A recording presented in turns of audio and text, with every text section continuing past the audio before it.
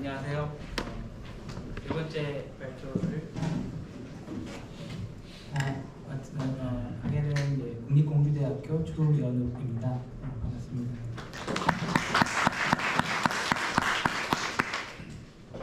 오늘 제가 제안했던 주제는 이제 이 제목이고요. 자켓, 석션 자켓을 대상으로 지진 응답이 어떤지 이제 현재 저희 연구실에서 재밌게 열심히 하고 있는 내용이었습니다. 주제가 조금 뭐라고 해야 되나, 약간 과대포장이 조금 된 느낌이 없지 않아 좀 있고요. 그래서 많이 오셨을 것 같고 기대가 많으실 텐데, 조금 내로다운해서 저의 백그라운드 지방공학을 전공했고, 그 중에서 지방지진공학 쪽에 다리를 걸치고 있기 때문에 지방공학적인 측면에서 SSR을 고려해서 한국 구조물의 응답을 어떻게 해석할 건가 하는 부분에 연구를 조금 더 실무적인 측면에서 해결 가능한 결과를 찾아가는 과정으로 지금 연구를 진행하고 있습니다. 그런 컨셉으로 이해해 주시면 좋겠습니다. 그리고 구조에 대한 부분도 같이 같은 학교에 지금 교수님들과 함께 배워서 열심히 진행을 하고 있기 때문에 어느 정도 도움이 많이 될 거로 생각이 되고요.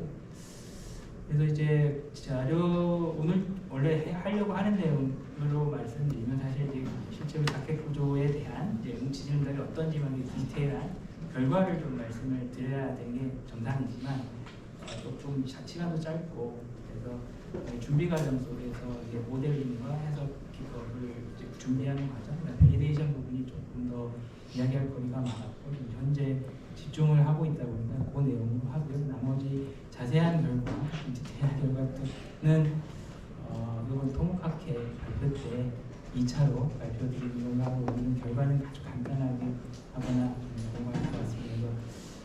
그래서 토목학회 학술대의 흥행을 위해서 그런 건 아닌데, 지금 이렇게 어쨌든 그런 면에서 좀 바라주시면 좋겠습니다. 그러다 보니까 제 발표는 조금 유로 커넥팅 다시라고 하는 제가 좋아하는 스피치 중에서 하는 것을 계속 생각하게 됐던 발표 내용이 되겠습니다. 과거에 배웠고 으나 잊혀져 왔고 잠깐 까먹고 있던 내용들을 다시 연결해서 지진 해석에 다시 사용하고 있는 현황입니다. 그래서 조금 커넥팅 다스라는 측면에서 우리가 알고 있는 지식들이지만 관가했던 것들을 좀 활용하고 있습니다. 봐주셨으면 좋겠습니다. 이제 해상풍력 관련된 앞서도 지 교수님께서도 많이 말씀해 주셨고, 니드, 회장님께서 말씀해 주셨지만 니드가 있고 저희들이 계속 기술적으로 준비를 해야 되는 측면이 있고요. 그러다 보니까 특히 지난 몇 주 전에 일본의 구마모토현에 상당한 피해가 왔던 것도 아실 거고요. 그래서 풍력 단지가 고려되거나 개발 중에 있는 지역도 지진 재해가 발생하는 지역에 많이 되기 때문에 지진을 해석과 설계를 진행해야 되고, 특히 일본 같은 경우도 법적으로 모든 구조물이나 이런 시설물들은 의무가 되어 있기 때문에 우리나라도 그렇고, 그래서 우리나라도 지진은 없지만 운조 지진 설계를 해야 되기 때문에 그 부분에 기술 확보가 되게 중요한 현실이 되겠습니다. 그래서 이 연구에서 대상으로 했던 것은 15MW급 NREL 레퍼런스 모델을 대상으로 해서 설계된 포레그 자켓 구조에 대해서 해석을 진행을 하는 연구를 진행했습니다. 자켓 설계 자체는 저희 일본 공동연구 연구단의 한 일부분에서 진행이 됐고요. 지 교수님도 참여하시고 김동준 교수님 참여하신 과제에서 저희 공동 협력사인 젠텍에서 자켓 설계를 했고요. 저희 연구실에서 그 자켓의 밑에 하부에 들어간 말기 설계나 석션 설계를 맡아서 했습니다. 이렇게 된 설계를 바탕으로 해석이 진행이 됐고요.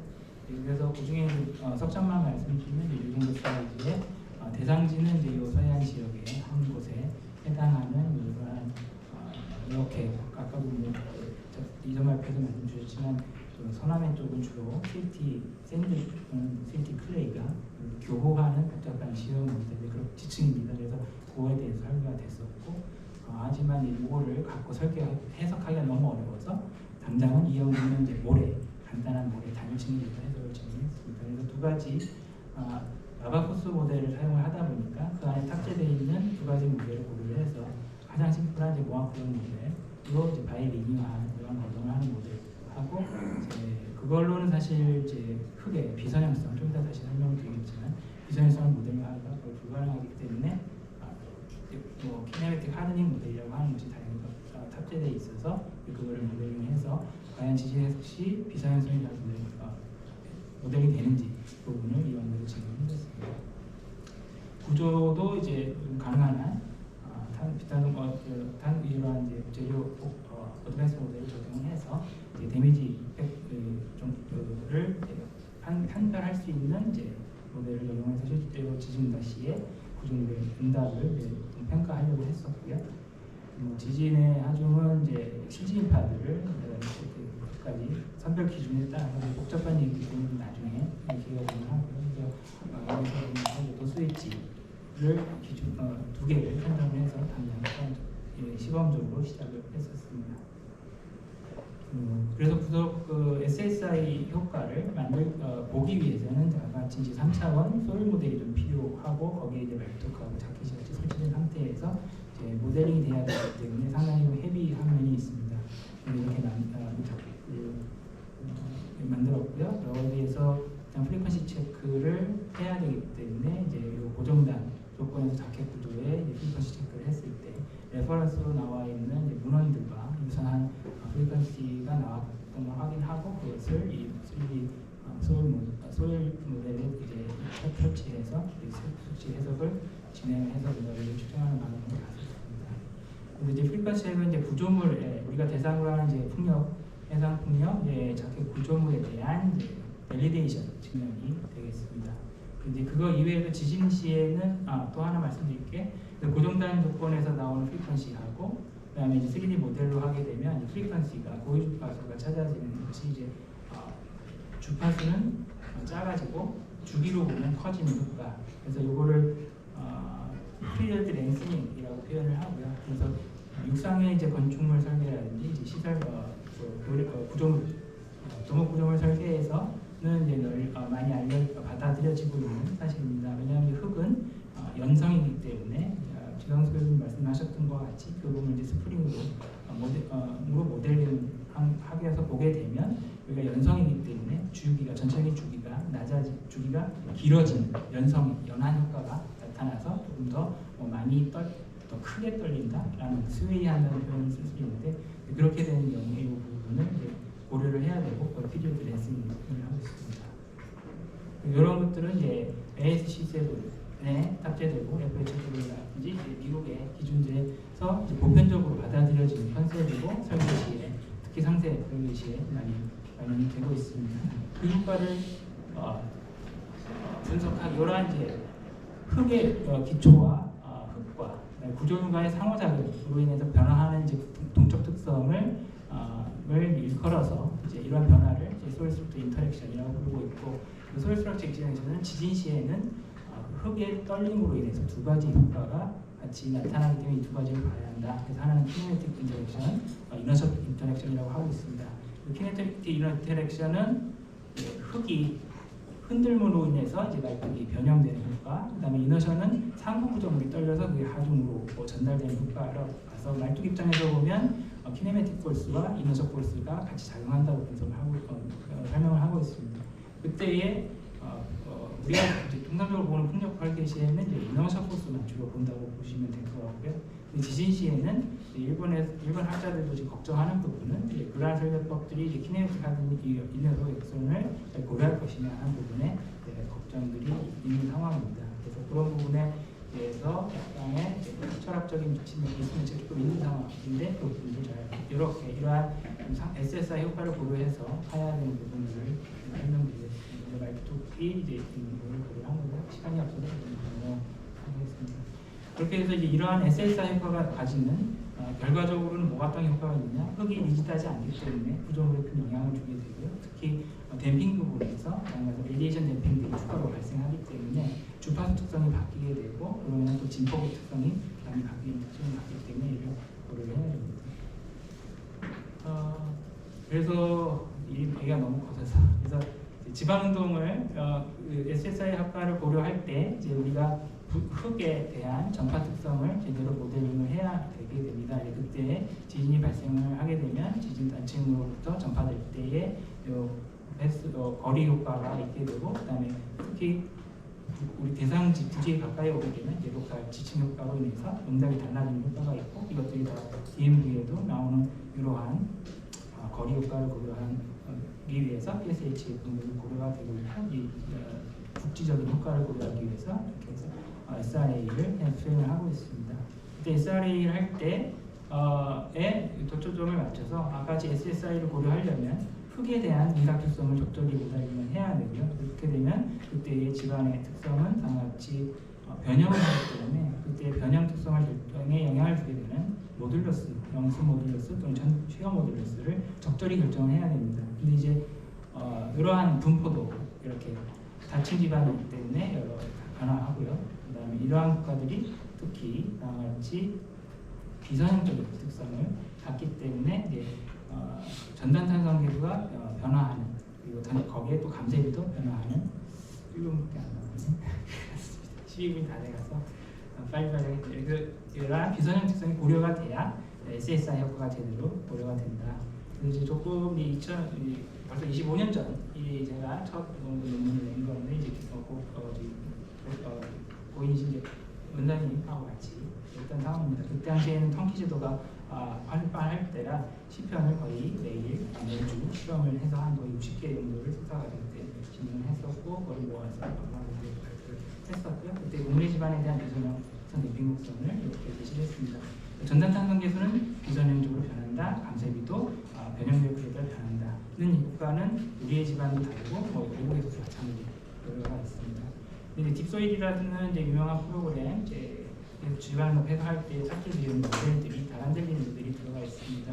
그런 모델이 거의 같은 시기에 나왔는데 똑같은 컨셉으로 소갑의 효과, PI 흙에 따른 효과를 고려해서 비전형이 들어가는데 이러한 특성을 고려를 잘 해야 됩니다. 그런데 바이리니안 무어클론 모델로는 그러한 모델을 할 수가 없다라는 얘기를 좀 드리게 되고요. 그래서 이제 저희가 뭐라고 게 키네틱 하드닝 모델을 쓰면 괜찮나라는 걸 테스트를 했었고요. 그래서 이렇게 토셔널 시어 테스트를 시뮬레이션을 조작을 해서 이렇게 히스테리스 루프를 봤을 때 비선형적인 히스테릭 댐핑이 모사가 된다라는 걸 확인을 할 수가 있고, 그걸로 통해서 이제 지오지닉스를 다시 했을 때 실험 결과를 재료적인 특성을 잘 맞출 수 있는 것을 확인하게 됐고, 그걸 가지고 다행히 최근에 원심모의 실험에서 저희 연구소에서 수행했던 자유자 조건에서의 원심모의 실험을 이용을 해서 현재 보호법들을 프리필드 조건을 재현하는 해석들을 진행을 하고 있습니다. 이게 밸리데이션 부분이고요. 그렇게 해서 적절히 좀 맞아가고 아직 조금 덜 맞았지만 계속 잘 맞고 있습니다. 그래서 이러한 결과들을 토대로 해석을 진행을 했고요. 해석을 했을 때 이런 결과들이 사실 제일 관심 있어 하실 텐데 시간 관계상 조금 12분 안 됐나요? 제 시계는 12분이 됐는데, 그래서 이 정도에서 자세한 결과는 토목학회 때 발표를 하겠습니다. 그래서 괜찮으시면 꼭 오실 거라고 믿고. 잘했죠? 지금 칭찬받으려고 한 건 아닌데 어떻게 이렇게 됐습니다. 그래서 이런 결과들이 좀 재밌는 결과들이 있고요. 그래서 토목학회 때 나머지 말씀을 드리도록 하겠습니다. 그리고 오늘 전체적으로 제가 하고 있는 오늘 발표드린 내용은 순수하게 좀 배수 조건, 그래서 강국 수압의 영향이 없는 조건입니다. 지진 시에 저희들이 걱정해야 될 것은 집안이 연관되어 있는 문제 중에 두 가지가 있습니다. 지진으로 인한 아까 SSI로 인한 구조 응답의 특성이 변화하는 특성이 하나가 있고, 두 번째는 더 큰 제2대 액상화 현상이 있습니다. 액상화 모델링을 하기 위해서는 아까 키네매틱 하드닝 모델과 같은 비선형 모델에 강극성 모델이 붙어줘야 되는데, 현재 저희까지 가지고하는 키네매틱 하드닝 모델은 아직 강극성 모델은 없는 것 같고요. 그렇게 되려면 조금 더 어드밴스가 좀 필요한 상황입니다. 그건 다음 스텝으로 모든 걸 한꺼번에 해결할 수는 없다고 생각되고, 조금이라도 전진해가는 공간을 진행을 하고 있습니다. 좀 시간을 썼는데요. 질문 혹시? 말씀. 네, 투상 에너빌리티의 김길진 수석입니다. 지금 그 섭취형 로켓 타입 같은 경우에 현장에서의 어떤 섭취 시간을 대폭적으로 줄일 수 있기 때문에 그 수산 예산풍 1단계에서 그 3메가짜리 이후에 이제 계속적으로 이렇게 도입을 검토하는 걸로 지금 알고 있는데, 그 석션 버켓 같은 경우에 이제 버켓하고 자켓 그리고 TP까지 일체로 공장에서 제작해서 마들이 그거를 그 현장에 설치를 하게 되면은 사실은 그 구조물의 높이가 상당히 높아지거든요. 그에 따라서 이제 고민이 이제 설치성 고민까지 이제 이어지게 되는데, 버킷의 그 직경하고 깊이, 그래서 이제 항상 그 EPC사에서는 이게 직경을 버킷의 직경을 좀 늘리고 깊이를 좀 줄여가지고 전체적인 구조물을 좀 낮춰가지고 설치선을 좀 효율적으로 활용하자, 그런 고민을 항상 하게 되거든요. 그래서 혹시 그 버킷의 직경과 깊이에 관한 어떤 상관관계 관련해서 더 유의미한 그런 연구가 좀 진행된 게 있는지 궁금합니다. 저 그런 질문들을 받으면 일단 그거는 이제 엔지니어링적인 필드 영역에서의 해결 사안이다라고 생각을 하고 있고, 불가능한 건 없다. 계산상으로 나올 거라고 판단은 되는데, 그래도 물론 이제 그 경제적 제한 조건들이 항상 발생하니까 무한히 이제 옆으로 커질 수는 없는데, 이제 그런 부분에 대해서는 엔지니어링으로 해결할 수 있다고 믿고 있거든요. 그리고 그렇기 때문에 지금 아까도 말씀드렸던 저희 연구단에서는 이렇게 분리형으로 하는 공법을 제시를 해서 그거에 대해 실증 연구를 진행을 하고 있는 것처럼, 그 부분은 이제 순수하게 이제 엔지니어들의 창의적인, 독창적인 설계 접근법으로 좀 해결할 수 있다고 저는 믿고 있습니다. 근데 이제 연구 시가 필요한 시기에 대한 부분은 아직 없을까요? 구성님. 네, 그 부분은 버켓의 직경과 깊이에 관련된 것은 설계 초기 단계에 그 인스톨레이션 리퀘어먼트가 주어지게 되면 저희가 설계 쪽에서 그걸 조절이 충분히 가능하기 때문에 그거는 특별히 연구라기보다는 저희 설계에 가깝다. 근데 이제 말씀하신 분은 아마도 이렇게 참고할 만한 시기 있냐 이걸 여쭤보신 것 같긴 해요. 근데 이제 그거가 어찌 보면 또 설계자들의 이제 경험과 노하우, 데이터베이스, 자산이 있거든요. 그래서 식으로 나오기까지는 어렵지 않을까. 큰 대형사들은 갖고 있을 것 같고요. 유럽사들은 분명히 자기 내부에는 그런 것들을 갖고 있을 거고, 저희는 저희 나름대로 만들어야 될 것 같습니다. 근데 이게 또 마냥 폭이 지름이 마냥 커질 수가 없는 게, 예를 들어서 하다 보면은 이제 너무 커져가지고 남은 공간이 이제 별로 없게 되거든요. 그러니까 무슨 말이냐면 자켓 석션 기초치고 지금 100% 관임이 돼서 땅 속으로 쏙 들어가는 거는 지금 우리나라 한 기도 없습니다. 그래서 그 석션 기초로 기둥 사이가 이게 노출이 있어요. 그러면 이게 이제 부득 효과가 발생해가지고 색으로 배수가 되기 때문에 그렇게 마냥 되는 수도 지금 없는 걸로 알고 있습니다. 지금 그 부산의 그 다대포 해상풍력 같은 경우에 지금 3렉으로 석션으로 지금 검토하고 있는 걸로 알고 있거든요. 그래서 저희도 저도 제가 비대에 참여하고 있는 건 아니지만, 일단은 석션 버켓 타입 자체가 이제 버킷하고 구조물하고 TP까지 일체로 제작해가지고 한꺼번에 이렇게 자중하고 석션하고 이렇게 침투시키는 것인데, 지금 추 교수님 조인하고 계시는 그 과제에서는 그 석션하고 자켓이 분리돼 있습니다. 그래서 분리도 가능하십니다. 그래서 그거 지금 그러니까 아까 말씀드렸던 분리형으로 석션만 먼저 설치하고 자켓을 올려서 얻는 어쨌든 프리파일 형태의 컨셉으로 또 할 수는 있는데, 또 그게 또 이렇게 이런 말씀드리면 죄송한데 그게 완전 이렇게 완벽하다 이런 건 아니고, 그것도 상향상 설계 집안 조건상 이제 또 제약 조건들이 좀 있긴 합니다.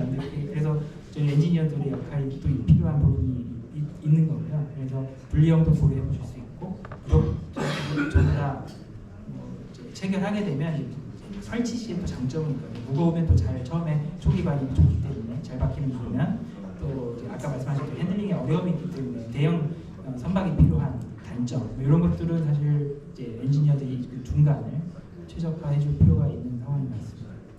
네, 잘 알겠습니다. 감사합니다. 감사합니다.